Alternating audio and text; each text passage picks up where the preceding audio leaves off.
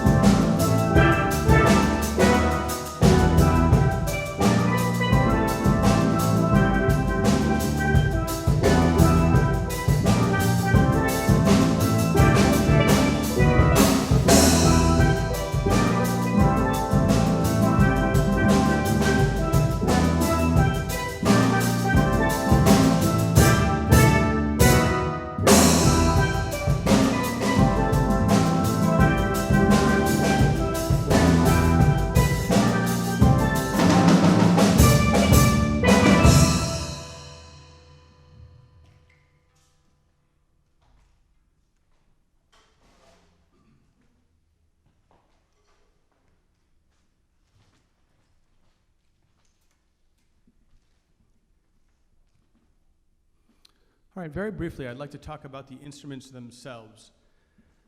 You can see we have a lot of different types here, and I want to go through each one. So in the front row, to your left, we have a single instrument called the lead pan or the tenor pan. This is the highest voice in the steel band, and its main job is to play the melody. There's roughly 28 notes on it, and it sounds like this.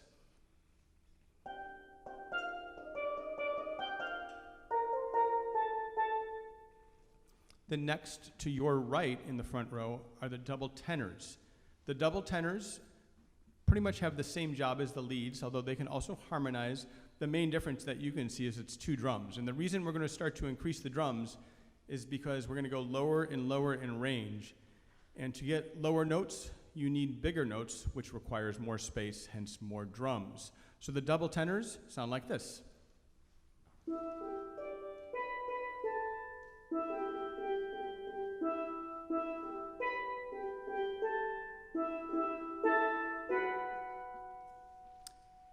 Then in the second row, we have an instrument appropriately titled double seconds. The main difference between the double seconds and the double tenors is its function. The double seconds strum like a guitar. That's pretty much what they do. Although they can play melody and harmony, really their main job is to strum, and they sound like this.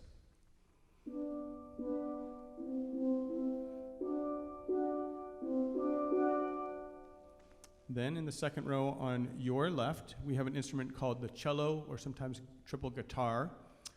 It can also strum, and sometimes it will play a bass line as well. It's pretty versatile, but here's an example of the cello strumming.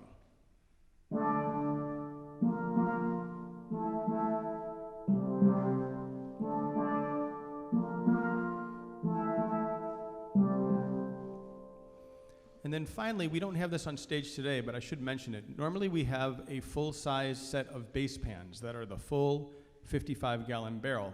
Due to our COVID restrictions, we weren't able to have that this year, but that's kind of a standard instrument that you would find in most steel bands. We're going to just use not just use. We are having an electric bass with us, not just. But that's what we're doing in lieu of that. But finally, let's talk about probably the most important part of any steel band, which is something called the engine room. And the engine room is the percussion that you hear in the back. Now, in Trinidad, the engine room is made up of a drum set player, congas, cowbells, jam blocks, a whole bunch of stuff. But the most important instrument, especially when we're talking about playing calypso and soca in Trinidad, is an instrument called the iron. And the iron is simply a break drum. Could you hold that up? Hold it up like Lion King style. Yeah. This is just a brake drum from a car. And in Trinidad, this is the most important position in any steel band. And only the oldest, most experienced members get to play iron. And there's usually, I would say, 3 to 5 people playing iron. And the reason there's so many is there's usually at least 100 to 120 in each band. But the iron is a really, really important part of a steel band, and it's basically what drives the bus. So here's an example using drum set, iron, and congas of a soca beat.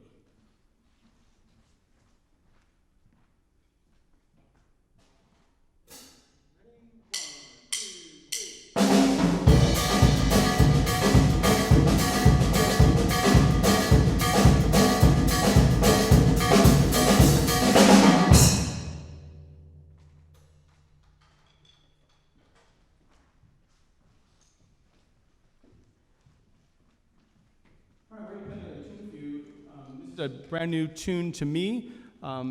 It's kind of a 6/8 pop tune called Eadsville.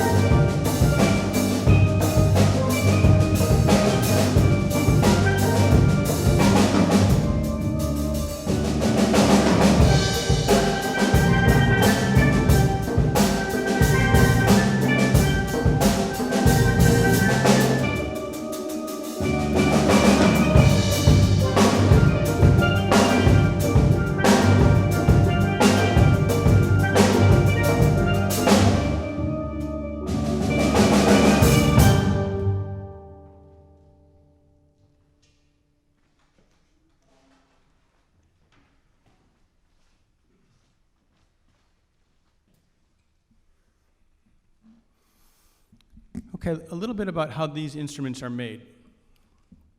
Each one of these instruments is built by hand.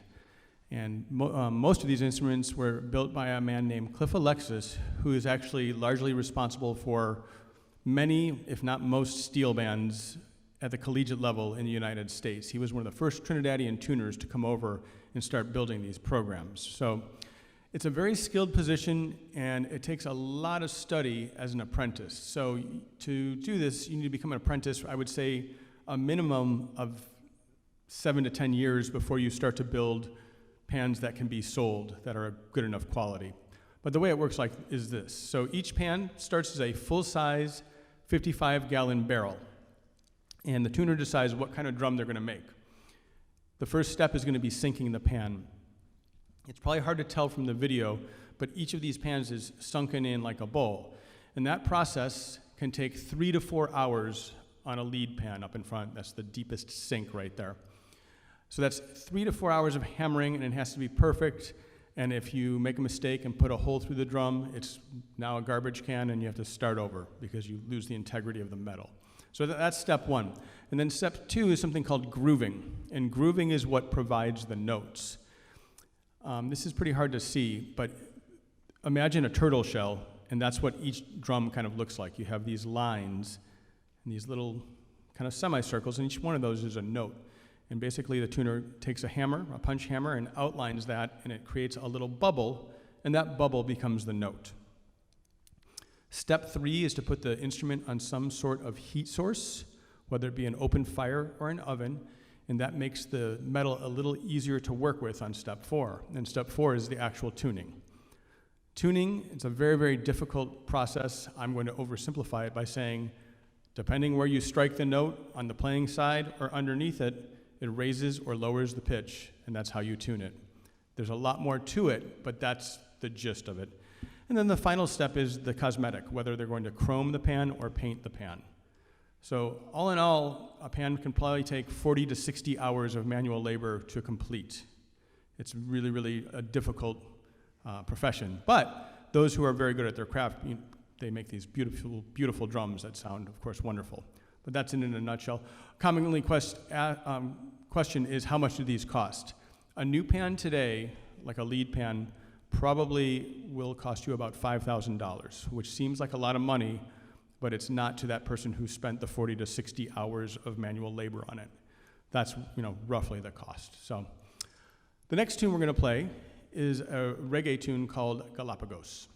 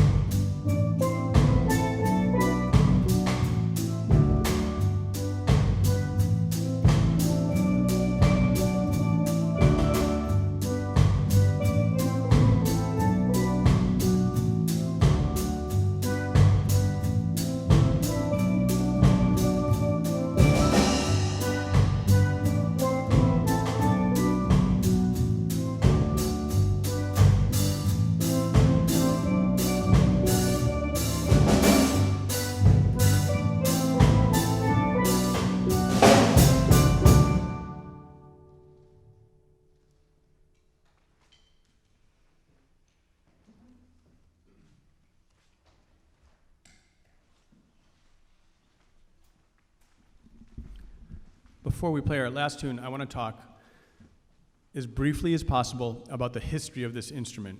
It's not really possible to do so correctly, but let me give you kind of the Cliff's Notes version of how this instrument came to be. In the country of Trinidad, it changed hands of rulership a lot, but in the late 1800s, it was a British colony. It was ruled by the British, and the British government told the native people of Trinidad that they could no longer play drums because they were worried that the native population would send secret codes to overthrow the government. And so they banned all forms of drumming. And the native population then took their drumming tradition and transferred it to whatever they could find. And one of the first things you can find in Trinidad is bamboo. So with pieces of bamboo and paint cans and jars and pieces of metal, whatever they could find, they basically transferred their drumming tradition. These groups were called Tambu Bamboo, and it accompanied a martial art called Kalinda, and there were basically these gangs of Tambu Bamboo groups that would run around, and this is kind of the precursor to steel band. The way that it made the jump from these Tambu Bamboo groups is this, and no one knows exactly how or when, but the general story is this, that one of these groups was playing Tambu Bamboo and their bamboo split. So they picked up a little paint can, and as they started playing their part, they started to sink that pan. And then they noticed as they sunk it, they were getting different pitches. So they really started to develop that idea, and then if we kind of move forward in time, in about the 1940s, the United States had a military base on the northern shore of Trinidad, and one of the things that we left there after the war were a whole bunch of 55-gallon barrels. So they took that idea from the little biscuit tin or paint can and transferred it onto this full barrel.